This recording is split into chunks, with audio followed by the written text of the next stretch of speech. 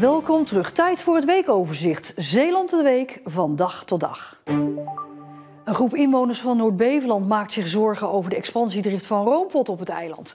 Maandag maakten ze daarom bezwaar tegen de nieuwste plannen voor Roompot Beach Resort bij Kamperland. Met meerdere enveloppen in de hand stonden zo'n 25 inwoners bij de voordeur van het gemeentehuis. Het vakantiepark moet vernieuwd worden, maar Roompot wil het park ook met 29 hectare uitbreiden. En dat schiet in het verkeerde keelgat van de inwoners. Het is zo vol en ja, vol is vol en ja, ze willen gewoon nog steeds meer en dat is niet normaal, vind ik. Een overvloed aan toeristen, nu al. En als er nog een keer nog veel erbij komen, dan hebben we helemaal een probleem. En de drukte, ja, de wegen die staan stampvol, je komt zelf niet meer aan de winkel. Als je in de winkel komt is alles leeg, want ze zijn er helemaal niet op berekend hier op Noord-Beveland. Burgemeester Loes Meeuwissen werd verrast door de komst van de inwoners, die blij waren dat ze hun bezwaren konden indienen. We zijn niet tegen de Roompot. Als die zegt van ik wil het bestaande park wil ik renoveren en toekomstbestendig maken. Prima idee. Maar om toekomstbestendigheid te realiseren en dat te motiveren met we moeten er 29 hectare bij, dat is een redenering die past niet. De gemeente gaat alle bezwaren tijdens de raadsvergadering in juni bespreken. De duiker die vorig weekend dood uit het Grevelingenmeer is gehaald, blijkt een 63-jarige man uit Drijschor. Dat heeft de politie bekendgemaakt. De man werd rond 3 uur 's middags in het water gevonden aan de Zuidlangeweg door 3 andere duikers. En dat gebeurde vlakbij een steiger in Drijschor, die watersporters vaak gebruiken om het water in te gaan. De 3 duikers hebben de man naar de kant gebracht, maar hij bleek al te zijn overleden. Vlissingen telt relatief de meeste jongeren die verdacht worden van een misdrijf van heel Nederland. Dat blijkt uit de Landelijke Jeugdmonitor 2022. Opvallend voor een kleine plaats als Vlissingen, maar voor de burgemeester van Vlissingen is het ook weer geen complete verrassing. Vlissingen staat inderdaad, eigenlijk, ik zou haast zeggen, traditiegetrouw altijd vrij hoog in deze lijst. Hè. En dat heeft eigenlijk alles te maken met het feit dat je hier toch vrij veel grootstedelijke problematiek in een relatief kleine steden ziet. Het heeft te maken met je bevolkingsopbouw. Het is natuurlijk hier een echte havenstad, een echte werkstad. Dat draagt daaraan bij. Misschien omdat het een havenstad is, dat het ook wel sneller is. Want dan werk je ook wel, bijvoorbeeld in Rotterdam is het volgens mij ook wel heel hoog. Ja, ik weet niet. Het is vooral trailrap en zo, dat wekt iets op hier zo. En dan zeker jongeren, zeg maar. Vlissingen voert dus landelijk de lijst aan als het gaat om het percentage jongeren tussen de 12 en 25 jaar dat verdacht wordt van een misdrijf. In 2021 was dat in heel Nederland 1,6%. Vlissingen zit daar ruim boven met 3,4% van de jongeren. Maar ook Middelburg, Terneuzen, Sluis, Schouwen-Duiveland en Hulst zitten boven het landelijk gemiddelde als het gaat om het percentage jeugdige criminelen. De andere Zeeuwse gemeenten zitten daaronder. Toch is het volgens de burgemeester goed toeven in Vlissingen. Ik denk dat je daar op straat eigenlijk relatief weinig van merkt. Ik denk dat iedereen die hier rondloopt dit nog steeds een veilige gemeente vindt. Een hoek ook waar je rustig je kinderen kunt laten opgroeien. Dat is ook absoluut zo. Tegelijkertijd zien we natuurlijk soms ook hele vervelende hangplekken en hanggroepen. Ik merk hier in Vlissingen toch wel, wanneer het laat is, dat je toch wel zoiets hebt van het is hier wel wat minder gezellig misschien of zo. Een halfjaartje geleden ging ik wel vaak uit, zeg maar, gewoon in de stad hier zo. En dan merk je wel gewoon vaak dat, zeg maar, dan staat heel veel politie en we hebben er ook wel een keer echt heel veel last van gehad. Ja, ik weet nog wel dat ik op een festival was. Dat was op Bellevue Park en toen was er ook iemand neergestoken. Dat weet ik nog wel. Volgens de burgemeester doet Vlissingen veel om het aantal jongeren dat in de criminaliteit belandt terug te dringen. Ik denk aan het feit dat we een hele goede samenwerking hebben opgebouwd met de politie, met het Openbaar Ministerie, met jeugd- en jongerenwerkers, met de BOA's, die gezamenlijk actie ondernemen. We hebben zaken ontwikkeld als de zomeraanpak, waarbij er in de zomer meer activiteiten zijn, buurtsportactiviteiten, jeugdhonken waar jongeren naartoe konden. Maar ook dat we hard moeten ingrijpen op momenten dat het nodig is. Dus dat soms ook gewoon een groepsverbod komt of een gebiedsverbod of wat dan ook. We zien ook dat dat resultaten opwerpt, ook al zie je dat misschien nog niet zozeer terug in de cijfers. Klassieke aanpak is altijd harder optreden, maar ik weet niet of dat in dit geval gaat werken. Ik denk de mensen niet per se bedreigen met straf, maar juist helpen om eruit te komen in plaats van het bestraffen. Netwerkbeheerder Stedin wil dat de provincie mee gaat betalen aan het verzwaren van het stroomnetwerk. Dat is nodig om de groei aan zonnepanelen aan te kunnen. Stedin wil dat de provincie miljoenen euro's mee gaat betalen, schrijft Dagblad Trouw. In ruil voor de bijdrage zou de provincie een klein aandeel krijgen in het bedrijf. Het Rijk zegde eerder al 500 miljoen euro toe voor de verbetering van het netwerk. Maar dat is volgens Stedin niet voldoende. De politie hoopt dat ze de moord op een vrouw die gevonden werd bij retranchement, dat ze dat alsnog kan oplossen. Na 30 jaar. De vrouw werd in stukken gevonden. Na al die tijd is nog steeds niet duidelijk wie ze is, laat staan wie haar vermoord heeft. Een internationale oproep moet daar verandering in brengen. Het is een hele mooie kans om samen met onder andere België en Duitsland hier aandacht voor te vragen. Voor deze reeks vrouwen die dood zijn aangetroffen, die vermoord zijn. En op deze manier hopen we een grotere doelgroep te kunnen bereiken. En dat uiteindelijk de gouden tip ertussen zit. Het verhaal begint hier in 1994 als op een mooie rustige zomeravond een toerist een schedel vindt in dit natuurgebied. Niet veel later vindt de politie in de sloot hiernaast de andere lichaamsdelen van de vrouw. De grote vraag is alleen, hoe ziet het verhaal er hiervoor uit en vooral, wie is het? Het politieonderzoek dat na de vondst wordt opgestart levert niks op. Laat staan dat duidelijk wordt wie haar om het leven heeft gebracht. De resten van de vrouw worden hier begraven op de algemene begraafplaats in Sluis. Tot 2017. Wanneer er de hoop is dat nieuw DNA-onderzoek misschien haar identiteit kan achterhalen. Dat doet het niet. Het enige wat het onderzoek oplevert is dat de vrouw vermoedelijk uit Oost-Europa afkomstig is. De DNA-mogelijkheden zijn gewoon vele malen groter dan in 1994. En vandaar dat we dat ingezet hebben. Uit dat onderzoek door het NFI is dus inderdaad vastgesteld dat ze grotendeels heeft gewoond in Oost-Europa. En mocht ze in West-Europa hebben gewoond, dan is dat ook maar heel kort geweest. De politie houdt nog altijd rekening met verschillende scenario's, maar of er ooit nog duidelijkheid komt, is onzeker. Ja, we zijn natuurlijk bijna 30 jaar verder. Op een gegeven moment houdt het ook een keer op. En de zaak blijft altijd een cold case. Dus op het moment dat er nieuwe aanwijzingen komen, dan zullen we die zeker weer oppakken. Maar ik denk als het nu niet lukt, dan wordt het echt heel lastig. Opnieuw vertraging bij de bouw van Hotel Britannia op de boulevard in Vlissingen. Nu doordat er PFAS in de bodem zijn gevonden. PFAS kunnen in bepaalde hoeveelheden schadelijk zijn voor de gezondheid. Maar volgens de GGD lopen omwonenden geen gevaar. De grond is nu afgedekt. De ontwikkelaar stelt de gemeente aansprakelijk voor de grondvervuiling. Want de PFAS zouden in de grond terecht zijn gekomen door blusdemonstraties tijdens Rescue, beweert de ontwikkelaar. Maar zowel Rescue als de gemeente ontkennen dat. Tegenstanders van nieuwe kerncentrales in Borselen zagen deze week hun kans schoon om een statement te maken tijdens een informatiebijeenkomst. Het ministerie van Economische Zaken kwam in Heinkensand uitleg geven over de stand van zaken. Maar protestbeweging Borselen tot de kern drukte direct een stempel op de avond. We stoppen met het toneelspel. En we vragen aan regisseur Jette om een script wat wel doordacht is. Dus, wij verlaten deze zaal. We roepen iedereen die ook een ander script wil, ons te volgen. Zo draait de actiegroep Borselen tot de kern een informatiemoment om tot een actiemoment. Hun insteek is kort en bondig. Er is uitgelegd dat de vragen nog niet beantwoord kunnen worden. Dat is geen antwoord op de vraag.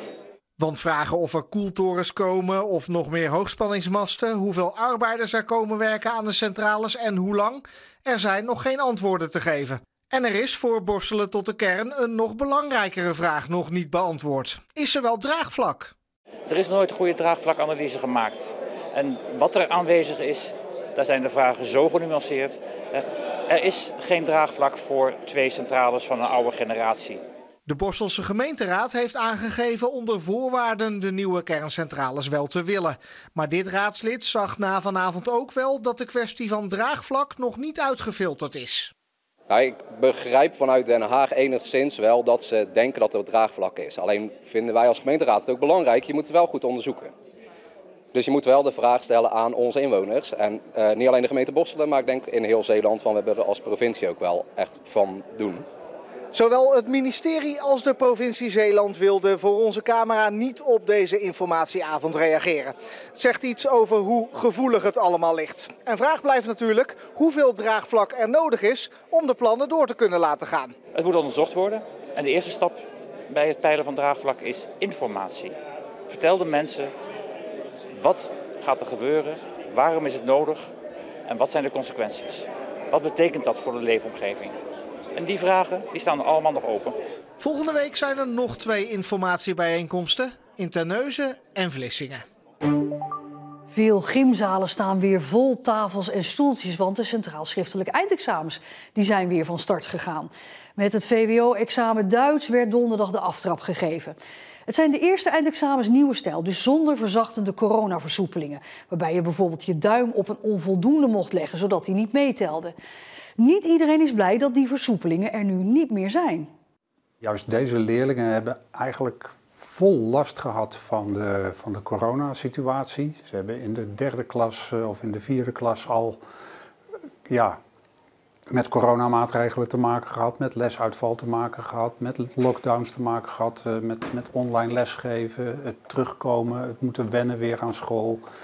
Ja, dat heeft best wel impact gehad. Eigenlijk ook nog wel nadat de grootste coronagevolgen in directe zin voorbij waren.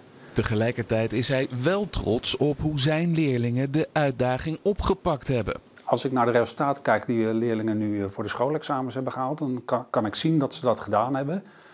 Maar goed, dat heeft wel wat van zich gevraagd. En als ik de lijstjes met alle cijfers langsloop, dan ben ik best trots. En de leerlingen zelf, die balen ervan dat ze het wegstrepen van een onvoldoende en die extra herkansing mislopen. Ja, dat vind ik onzin. Wij hebben net zo lang last gehad van de coronamaatregelen, dus ja. Maar goed. Je baalt er wel een beetje van. Ja, ik had graag nog een vak weg willen strepen in ieder geval. Ik vind het ook een beetje oneerlijk eigenlijk. Ik had zelf nog wel bijvoorbeeld die duim wel gehad of die extra herkansing nog wel willen hebben. Want ja, we hebben er toch ook wel last van gehad. Wel jammer, het zou wel helpen als ik een vak mag laten vallen of zo. Maar ik had ook niet anders verwacht na 3 jaar.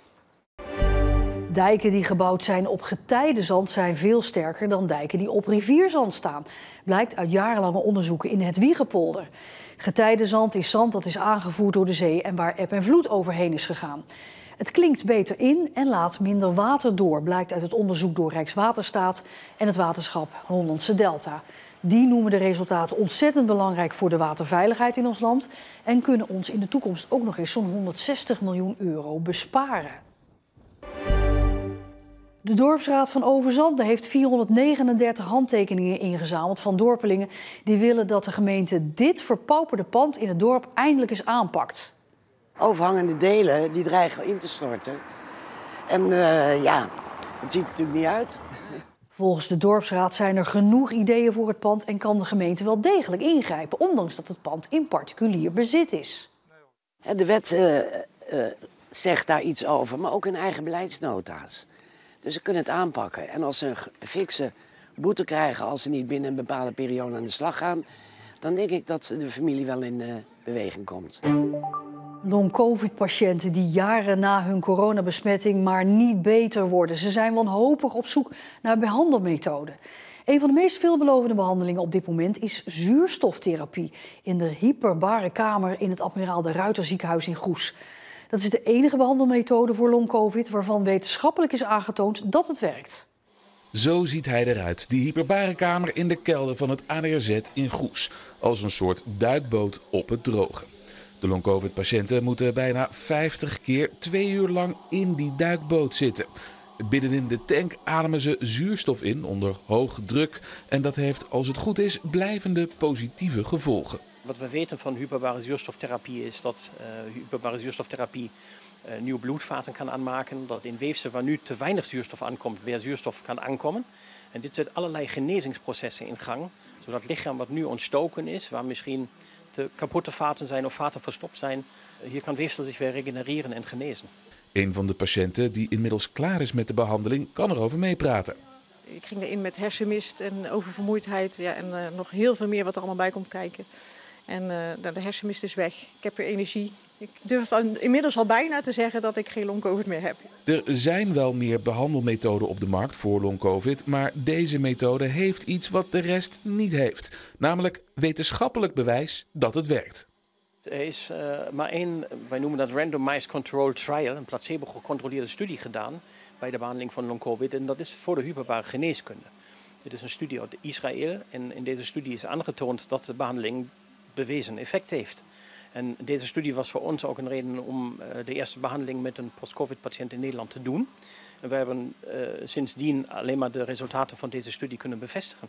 Dit is dus de enige bewezen effectieve behandeling voor post-covid-syndroom. Maar goedkoop is het niet. Het kost in totaal zo'n €10.000. En de zorgverzekeraar vergoedt het niet. Tenminste, nog niet. Het is geen goedkope behandeling ook. Het kost aardig wat geld. En toch zegt u, het was de moeite waard. Ja, ik raad het ook iedereen aan. Maar ja, ik kan natuurlijk niet in een andere portemonnee kijken.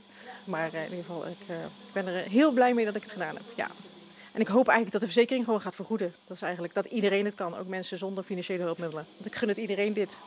Maar of en wanneer de zorgverzekeraars over de brug komen, is nog niet met zekerheid te zeggen. Het is zo dat allerlei instanties in gesprek zijn met elkaar. En men wil natuurlijk voldoende bewijs hebben, omdat het dus heel veel geld kost. En er zijn best veel long-covid-patiënten in Nederland. Nou ja, wij denken het bewijs te hebben met deze studie en ook met wat wij dagelijks zien. Maar hoe lang het duurt en of het ooit gebeurt, ja, daar kan ik geen uitspraak over doen. Veel long-covid-patiënten kunnen daar in ieder geval niet op wachten. Ze zijn al met de behandeling begonnen. Want voor een aardige smak geld jezelf een paar uur laten opsluiten in een zuurstoftank vinden zij nog altijd vele malen beter dan thuis opgesloten zitten door long-covid. Het schippersinternaat Koningin Juliana in Terneuzen gaat in 2027 dicht. De overkoepelende stichting Meander heeft dat vrijdag bekendgemaakt. Als reden geeft de stichting dat het schippersinternaat in Terneuzen te maken heeft met te hoge locatiekosten en dat het aantal kinderen in het internaat terugloopt. Wat de sluiting voor gevolgen heeft voor het personeel en de 12 kinderen die nu nog op het internaat zitten, dat is nog niet bekendgemaakt. En de 68-jarige Bab van Toor kreeg de verrassing van haar leven. Al 6 jaar geeft ze schilderles aan bewoners van woonzorgcentrum Het Gasthuis in Goes. En daar werd ze voor beloond. Een levensechte replica van een Van Gogh schilderij ter waarde van €15.000. 3, 2, 1. Oh. Het Van Gogh Museum in Amsterdam bestaat 50 jaar en geeft replica's van Van Gogh weg aan 50 inspirerende vrijwilligers.